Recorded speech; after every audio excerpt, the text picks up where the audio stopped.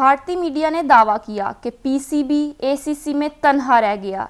ACC members ने BCCI के मौक़िफ़ की हमायत कर दी। बीसीसीआई चाहता है कि टूर्नामेंट एक ही वेन्यू श्रीलंका में हो। बीसीसीआई का मौक़िफ़ है कि 2 वेन्यू पर लॉजिस्टिक्स समेत अखराजात ज़्यादा आएंगे।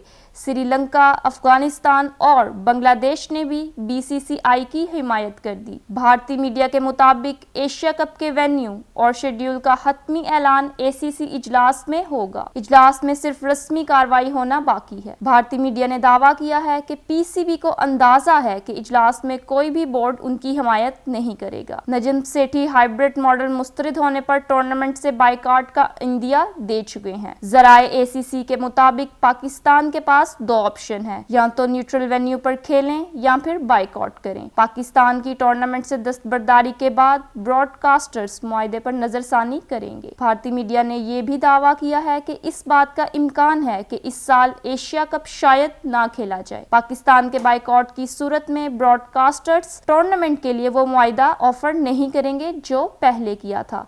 एशिया कप ना होने की सूरत में बीसीसीआई 4 या 5 मुल्की टूर्नामेंट कराने का प्लान कर रहा है। 5 मुल्की टूर्नामेंट इंडिया में खेले जाएंगे।